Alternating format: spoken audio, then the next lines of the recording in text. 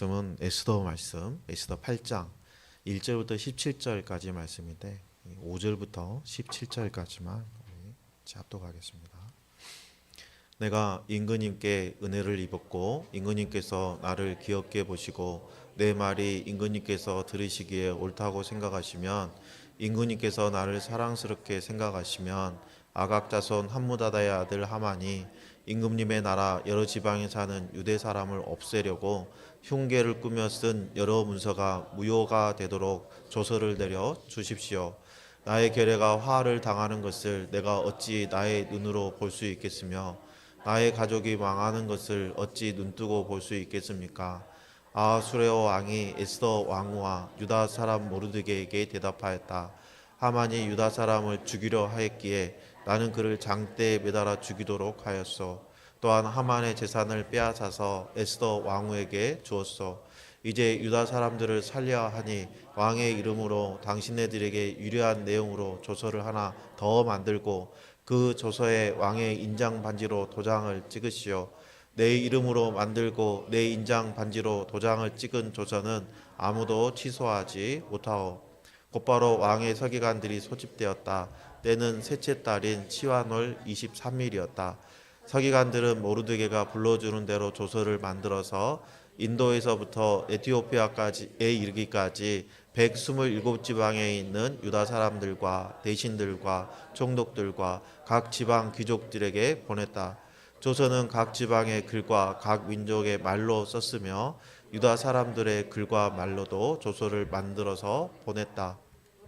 모르드게는 아하수레 왕의 이름으로 조서를 작성하고 거기에 왕의 인장반지로 도장을 찍었다.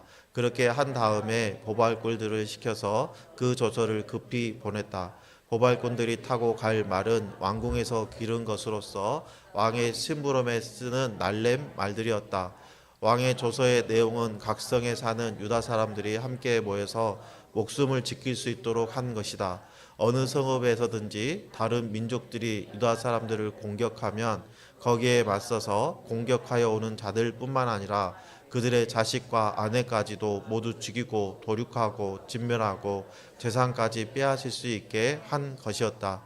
그러나 아하수레 왕이 다스리는 모든 지방에서 유다 사람들이 이런 일을 할 수 있는 날은 12째 달인 아달월 13일 하루 동안으로 규정하였다. 각 지방에서는 그 조서를 법령으로 공포하여 각 민족에게 알리고 유다 사람들이 대적들에게 원수 갚을 날을 미리 준비하게 하였다. 왕의 명령은 이처럼 빨리 전달되어야 하는 것이었으므로 보발꾼들은 왕의 심부름에 쓰는 날렘 말을 타고 급히 떠났다. 도성 수산에도 조서가 나붙었다. 모르드게는 보라색과 흰색으로 된 궁중 예복을 입고 큰 금관을 쓰고 고모시로 짠 굵은 겉옷을 입고 어전에서 물러나왔다. 수산성에서는 즐거운 잔치가 벌어졌다. 유다 사람들에게는 소강이 비치는 기쁘고 즐겁고 자랑스러운 날이었다. 지방마다 서목마다 왕이 내린 명령과 조서가 전달된 곳에서는 어디서나 그곳에 사는 유다 사람들이 잔치를 벌였다. 그들은 기뻐하고 즐거워하며 그날을 축제의 날로 삼았다. 그 땅에 사는 다른 민족들 가운데서 많은 사람들이 유대 사람들을 두려워하므로 유다 사람이 되기도 하였다. 아멘. 신데렐라 이야기, 콩쥐 팥쥐 이야기 어릴 때 한 번씩 다 읽어보셨죠? 맞아요.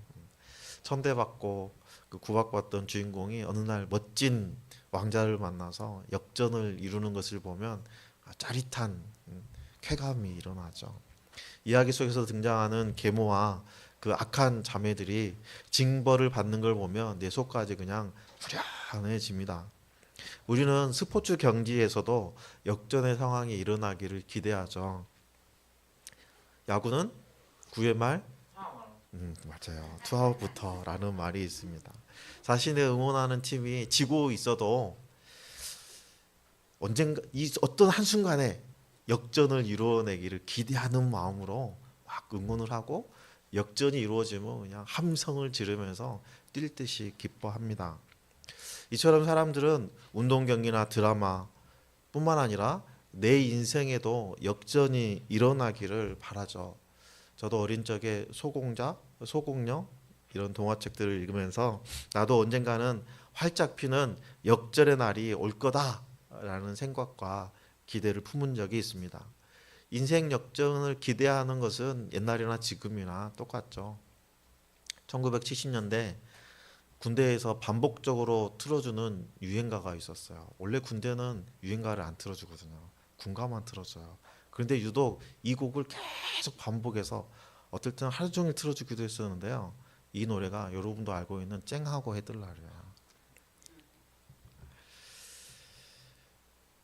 어두운 시절, 우리 참 힘들고 어렵지만 해뜰 날이 있을 거야 하는 그런 희망을 계속 노래했던 거죠. 어둠의 권세에서 신음하던 우리에게도 쨍하고 해 뜬 날, 쨍하고 생명의 빛이 비추인 날이 있었습니다. 오늘 우리가 살펴본 본문에서도 죽음에서 생명으로 역전되는 상황을 우리는 목격할 수 있습니다. 오늘 말씀을 통해서 역전이 일어난 비결이 무엇인지 우리가 바로 알고 또 역전을 이루신 하나님을 신뢰하면서 또 하나님께 온전히 매달리고 의지하기로 결단하는 그런 귀한 시간 되기를 예수님의 이름으로 축복합니다. 아멜렉 왕 아각의 후손인 하만은 아하수르의 왕에게 등용돼서 다른 대실들보다 높은 총리 자리까지 올라갔습니다. 하만이 궁에 드나들 때 모든 대소신료들은 엎드려서 절을 했습니다. 그런데 유독 한 사람만 절을 하지 않는 거예요. 왕궁의 문지기로 있는 모르드게였습니다. 하만은 이 모르드게에게 앙심을 부었습니다. 그런데 모르드게 한 사람 죽이는 걸로는 만족할 수 없었어요.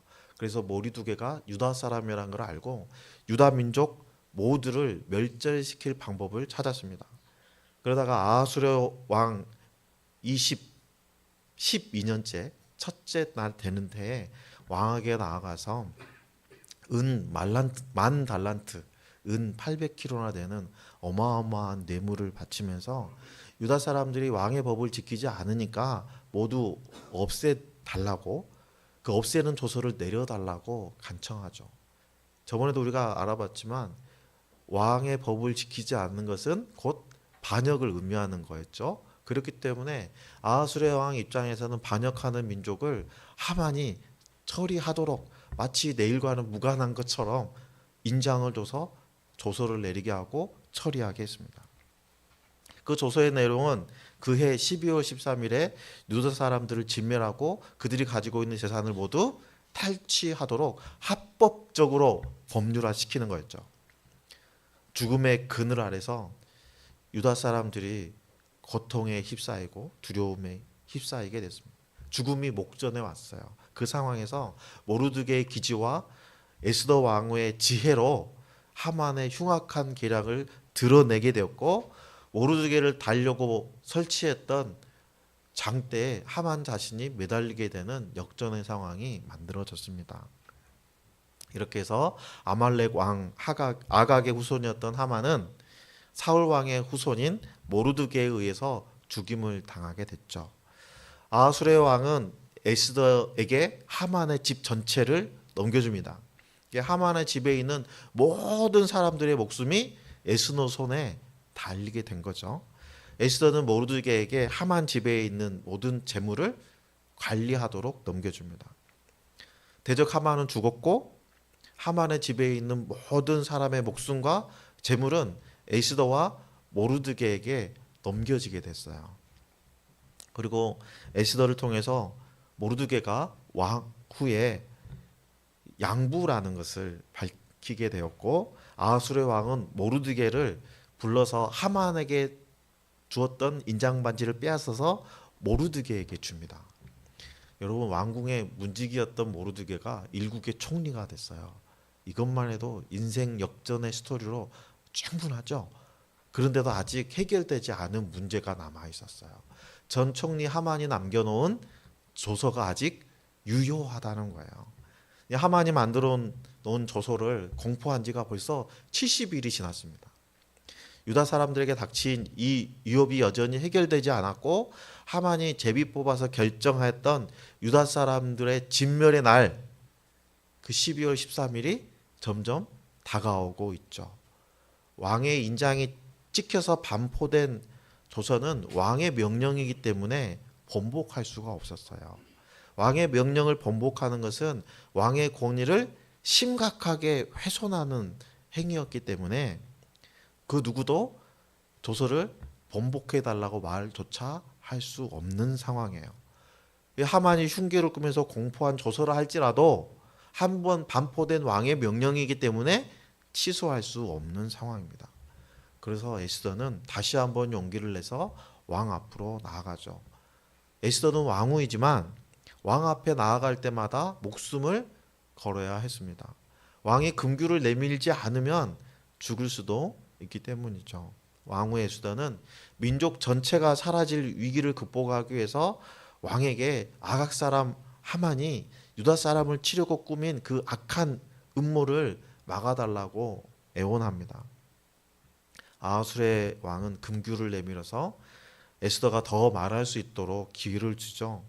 에스더가 일어나서 왕에게 왕 앞에 서서 민족을 살리기 위해서 왕에게 간청하는 말이 5절 6절 말씀이에요. 5절 6절 말씀을 다시 한번 보면 내가 임금님께 은혜를 입었고 임금님께서 나를 기억해 보시고 내 말이 임금님께서 들으시기 옳다고 생각하시면 임금님께서 나를 사랑스럽게 생각하시면 아각 다손 함무다다의 아들 하만이 임금님의 나라 여러 지방에 사는 유다 사람을 다 없애려고 흉계를 꾸며 쓴 여러 문서가 무효가 되도록 조서를 내려 주십시오. 나의 결례가 화를 당하는 것을 내가 어찌 나의 눈으로 볼 수 있겠으며 나의 가족이 망하는 것을 어찌 눈뜨고 볼 수 있겠습니까? 하고 말하죠. 이 이야기를 보면 참 에스더는 지혜로운 여인이다 라는 것을 알 수 있어요. 에스더는 유다 민족이 아하술의 왕의 백성이라는 것을 강조합니다. 비록 왕의 인장으로 잘못 발부된 조서라고 하지만 하만이 아하술의 왕의 나라에 거주하는 유다 사람들을 없애려고 꾸민 간교한 계략이라는 것을 간교한 흉계라는 것을 밝히고 있죠. 그 책임을 왕이 아니라 죽은 하만에게 돌리고 있습니다. 이렇게 에스더는 왕의 마음이 상하지 않도록 조심하고 왕후와 왕후의 민족을 멸절시킬 뻔했다는 왕의 그 자책감을 덜어주고 잘못된 조서를 발부한 그 잘못을 지적하지도 비난하지도 않았습니다. 단지 그 조서로 인해서 자신의 마음이 얼마나 아프고 자신이 얼마나 비통한 지경에 처해 있는지 자신의 상황을 왕에게 이야기함으로 왕이 자신을 불쌍히 여기도록 유도했죠. 대화의 기술 중에서 중요한 핵심 중에 하나가 상대방의 잘못을 비난하거나 정죄하지 않는 거예요. 여러분들도 그렇지 않아요? 상대방이 나에게 야, 네 때문이야 하면 방어 기제가 발동돼서 마음을 팍 닫으면서 더 이상 대화가 진행되지 않죠. 부모 자식 간의 대화도 마찬가지예요. 우리 대화가 어렵다는 가정들 이렇게 상담을 해보잖아요. 그럼 공통점이 있어요. 어떤 공통점이 있냐면요. 자녀가 무슨 잘못하잖아요. 그 엄마가 이런 말을 많이 합니다. 그거 봐라. 엄마가 뭐라 그랬냐. 아이고 시험 공부 안 하고 놀 때부터 내가 다 알아봤다. 내가 하라고 했냐 하지 말라고 했냐. 응? 이런 말이에요. 그러니까 자녀의 행동을 정죄하고 나의 의를 드러내는 말을 합니다. 자녀들이 듣고 싶은 말은 그러는 게 아니죠. 야, 너는 뭘 해도 잘할 거야. 엄마 아빠가 늘 응원하고 중보할게 하는 이런 신뢰의 말입니다. 여러 가지 말 필요가 없어요. 단지 현상 있는 그대로 표현하고 나의 감정을 솔직하게 표현하는 것만으로도 상대방이 나에게 우호적인 감정을 가질 수 있게 만들 수 있습니다. 에스더는 아하솔의 왕의 권위를 최대한 존중하면서 하만이 왕에게 피해를 주려고 했으니 그 흉계를 막아달라고 간청하고 있어요. 그리고 에스더 자신의 간청이 결국은 왕의 유익이 되고 왕이 이 문제를 해결할 방법을 가지고 있고 행할 능력도 있고 자신이 왕을 신뢰하고 있다. 그 나는 왕에게 충성을 다하고 있다라는 것을 표현하고 있는 거죠. 이렇게 감정에 호소하는 에스더의 지혜로운 말을 들은 아하수르의 왕의 마음이 움직였어요. 그래서 왕은 에스더와 모르드게에게 너희의 지혜를 발휘해서 유다 사람들을 살릴 수 있는 또 다른 조서를 내려봐라 하고 허락하죠. 이제 공은 에스더와 모르드게에게 넘어갔습니다. 이제 에스더와 모르드게가 어떻게 지혜롭게 행동하느냐에 따라서 유다 사람이 살 수도 죽을 수도 있는 거예요. 그렇다면 에스더와 모르드게는 이 문제를 어떻게 극복하였을까요? 그동안 에스더와 모르드게는 하나님께 기도하는 것을 멈추지 않았어요. 우리 성경 본문에는 자세히 기록되지 않았지만 전후 문맥을 볼 때 에스더와 모르드게는 하나님 앞에 계속해서 기도하고 있었을 것입니다. 따라서 모르드게는 즉시 왕의 서기관들을 준비해서 유다 사람들을 살릴 수 있는 새로운 조서를 작성하고 왕의 인장을 찍어서 왕이 일에 쓰이는 그런 준마들을 동원해서 히브리어를 포함한 각 지방의 언어로 작성된 조서를 인도에서부터 에티오피아까지 127개의 지방에 동시에 전파합니다. 그 지역에 있는 각 지방에 있는 총독들과 대신들과 각 지방에 있는 귀족들 그리고 유다 사람들이 그 조서를 신속하게 바라볼 수 있도록 보낸 거죠. 11절에 보면 그 왕의 조서의 내용은 이렇게 얘기합니다. 각성에 사는 유다 사람들이 함께 모여서 목숨을 지킬 수 있도록 한 것이고 어느 성읍에서든지 다른 민족들이 유다 사람들을 공격하면 거기에 맞서서 공격하여 오는 자들뿐만 아니라 그들의 자식과 아내까지도 모두 죽이고 도륙하고 진멸하고 재산까지 빼앗을 수 있게 한 것입니다. 유다 사람들은 이 조서를 근거로 자위권을 발동할 수 있는데 그 날짜는 12월 13일 하루뿐입니다. 유다 사람들이 싸울 대상은 불특정 다수가 아니라 유다 사람들을 공격하는 사람들로 한정되어 있어요. 하만의 조서와 같이 무차별적인 사륙이 아니라 순정이 방어적인 공격만을 허락한 것이죠. 새로운 조서는 전국으로 퍼져나갔고 도성 수산성에도 반포되었습니다. 하만의 조서가 선포되었을 때는 사람들이 어수선하고 술렁술렁 됐는데 모르드게의 조서가 반포되었을 때의 반응은 오히려 즐거워하고 기뻐했다라고 기록하고 있어요. 15절 16절 말씀을 다시 보면 모르드게는 보라색과 흰색으로 된 궁중 예복을 입고 큰 금관을 쓰고 고운 못으로 짠 붉은 겉옷을 입고 어전에서 물러나왔다. 수산성에서는 즐거운 잔치가 벌어졌다. 유다 사람들에게는 서광이 비치는 기쁘고 즐겁고 자랑스러운 날이었다. 이렇게 말하고 있죠.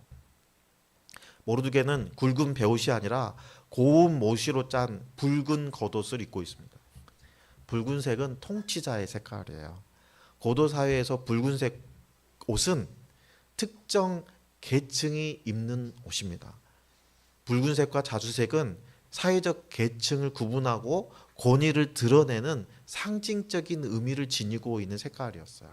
따라서 모르드게가 붉은 옷을 입고 큰 금관을 썼다는 것은 그가 왕이 되었다는 것이 아니라 그만큼 존귀한 자가 되었다라는 의미이죠.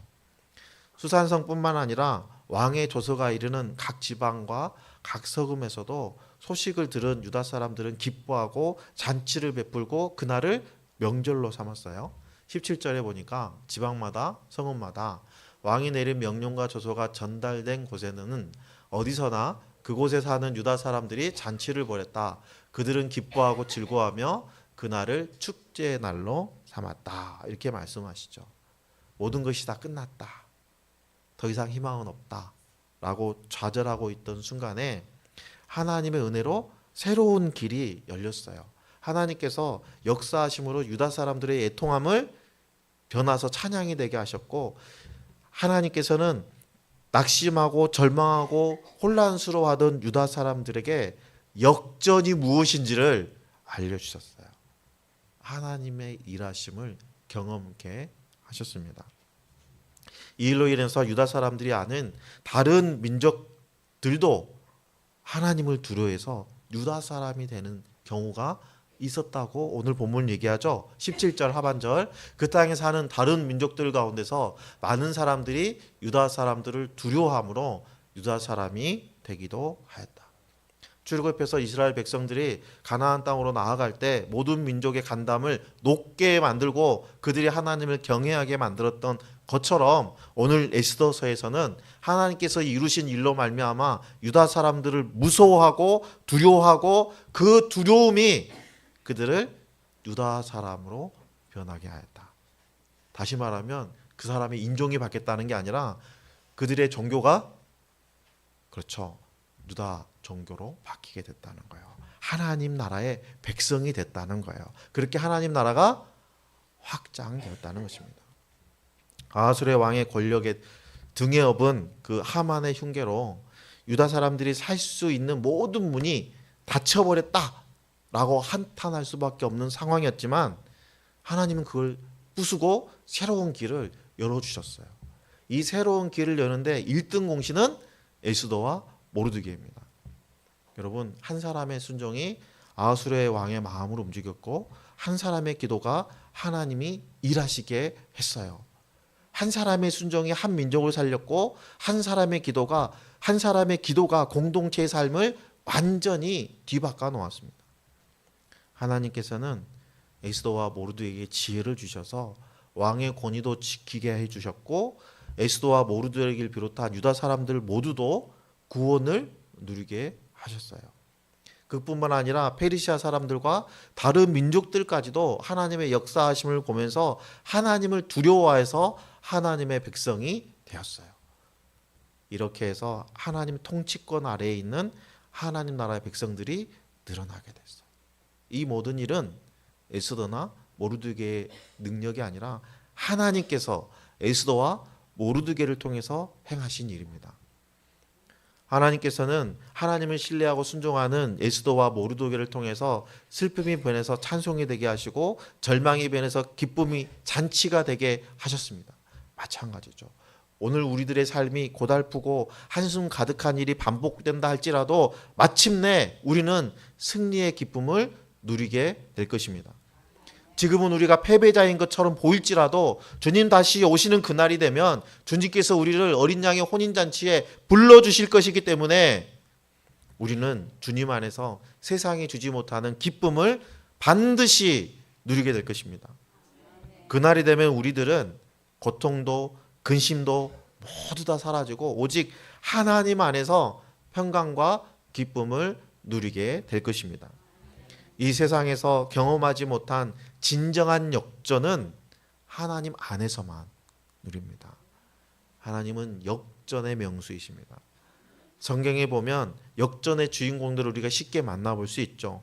노예로 팔려갔던 요셉, 포로로 끌려갔던 다니엘, 하만의 계략으로 죽을 위기에 놓였던 모르드게는 이방인으로서 그 나라의 총리가 되었습니다. 비참한 삶을 살았던 거지 나사로는 죽어서 아브라함의 품에 안기고 부자는 지옥에 떨어졌어요. 여리고성에서 천대받던 기생 라합과 남편이 일찍 죽어서 가부가 되어버린 이방인 룻은 예수님의 족보에 오르는 영광을 누리게 되었습니다. 그리고 예수님의 제자들 모두 다 역전의 주인공들입니다. 그리고 성경에서 가장 극적인 역전의 주인공은 십자가에서 죽으시고 사흘 만에 부활하신 예수 그리스도, 사망의 권세를 죽음으로 이기신 예수님 한 분이십니다. 지금까지 살아온 여러분의 인생 전체를 한 편의 드라마라고 생각해 본다면 지금 여러분은 발단, 전개, 위기, 절정, 결말 이 중에서 어느 부분에 위치해 있는 것 같습니까? 여러분의 인생 중에 가장 중요한 역전의 순간, 여러분들이 기억하는 가장 짜릿한 역전의 장면은 무엇이었나요? 어제 아침에 잠깐 스포츠 뉴스를 보는데 지난해 두산 1군 명단에 이름을 올렸던 임종성이라는 선수가 관중들이 자신의 이름을 환호하면서 불러주는 그런 꿈을 꾸었는데 현실은 팀 내 최저 연봉이었어요. 근데 이 신인 선수가 팀의 5연패를 끌어내는 역전 만루 홈런을 쳤습니다. 현장에 있는 사람들이 소름이 온몸에 돋을 만큼 짜릿했다고 해요. 관중들은 이 믿기 어려운 상황에서 잠실 구장이 떠나가도록 임종석 이렇게 외쳤다는 거예요. 자신의 꿈이 이루어지는 그런 순간이죠. 더그아웃에서 임종선 선수를 누구보다도 응원하고 축하한 사람은 6년차 내야수 오명진이라는 선수예요. 오명진은 지난달에 27일에 롯데와의 경기에서 임종선 선수보다 먼저 프로 통산 첫 번째 홈런을 쳤죠. 그랜드 슬램을 장식하는 아주 기쁜 날이었답니다. 5년간의 무명 생활을 딛고 시범 경기 타격 1위에 올랐던 이 오명진 그리고 임종선 선수의 연봉은 3,100만 원이에요. 최저 연봉 듀오가 멋진 역전 홈런보다 더 짜릿한 이 두 사람이 보여준 그 역전 홈런보다 더 짜릿한 통쾌한 역전이 우리의 인생에 아직 남아 있어요. 우리 인생은 끝나지 않았어요. 그리고 하나님의 역사는 지금도 계속되고 있습니다. 이전보다 더 큰 역전의 은혜가 여러분의 삶에 기다리고 있어요. 그러므로 우리가 주님 때문에 핍박을 받고 때로는 손해를 본다 하더라도 낙심하거나 절망하지 말아야 됩니다. 혹시라도 우리가 하나님의 징계 아래에 있다 할지라도 실망하거나 포기하지 말아야 됩니다. 하나님이 이루실 이 역전의 일을 위해서 이 땅에서 하나님 나라를 확장하는 한 사람, 그 한 사람이 저와 여러분이기를 소망합니다. 모르드게가 왕의 인장을 찍어서 반포한 조서가 온 유다 사람들의 기쁨이 되고 생명의 소식이 되었던 것처럼 성령의 감동으로 기록된 계시가 이미 우리 손에 있잖아요. 이 말씀을 통해서 우리가 주 안에서 기쁨을 누리고 죽어가는 이들에게 우리가 가진 이 생명을 나누어 주는 생명의 소식을 전하는 기쁨을 누리기를 소망합니다. 하나님을 신뢰함으로 믿음으로 담대히 나아가며 불의와 타협하지 않았던 에스더와 모르드게처럼 세상의 압박에 굴하지 않고 생명을 살리는 일을 할 때에 하나님이 역사하시는 거예요. 우리가 믿음으로 목숨을 걸고 생명을 건지는 사역에 우리가 힘을 쏟을 때 하나님께서는 우리를 통해서 크고 놀라운 일들을 행하실 것이고 놀라운 역전을 이루어내실 것입니다. 모든 것은 이미 갖추어져 있어요. 역전에 하나님께서 모든 준비를 마치시고 이 일에 동참할 그 한 사람을 찾고 계십니다. 하나님께서는 무릎 꿇는 한 사람의 기도를 들으셔요. 한 사람의 순전한 순종을 통해서 하나님은 지금도 일하고 계십니다. 지금 이 순간 에스더와 같이 하나님의 손에 붙들린 한 사람. 여러분, 에스더가 한 거는요 3일 밤낮을 금식하고 하나님 앞에 기도하고 죽기를 각오하고 왕 앞에 나가서 무릎 꿇은 거예요. 모르드게가 할 일은 굵은 베옷을 입고 하나님 앞에 무릎 꿇은 것이에요. 여러분, 이 두 무릎이 민족을 살렸습니다. 우리가 살아가는 이 시대에도 많은 사람들은 절망감과 상실감과 피로감과 패배감에 사로잡혀 있죠. 그래서 다시 기도하는 한 사람이 필요합니다. 말씀을 붙들고 믿음으로 서는 한 교회가 이 민족을 살릴 거예요. 절망으로 가득한 시대, 하나님을 향한 사랑이 메말라가는 이 시대에 수많은 생명들이 죽어가는 이 시대에 합심해서 기도하는 공동체, 전심으로 기도하는 한 사람가 희망입니다. 하나님께서 오늘도 새로운 길을 여셔요. 여러분, 하나님은 창조의 하나님이십니다. 길이 없으면 만들어주시는 분이에요. 물이 없으면 만들어주시는 분이에요. 어둠 속에서도 빛이 되시는 분이십니다. 이제 우리가 할 일은 하나님을 믿는 믿음으로 기도하고 기다리고 기대하는 거예요.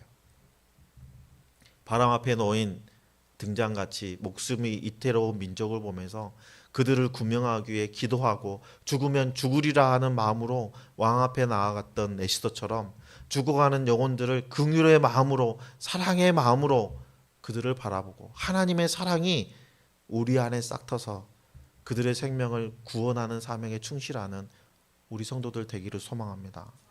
모르드게와 에스더에게 지혜를 주시고 능력을 주셔서 위기를 극복하게 하시고 오히려 위기가 기회가 되게 하셨던 것처럼 하나님께서는 우리에게도 지혜를 주시고 능력을 주시고 우리가 대면하고 있는 모든 문제들이 기회가 되도록 역사하실 것입니다.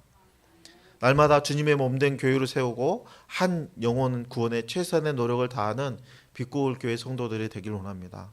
오늘 이후에 그 어떤 불가능해 보이는 상황이라 할지라도 역전의 은혜를 믿으시기 바랍니다.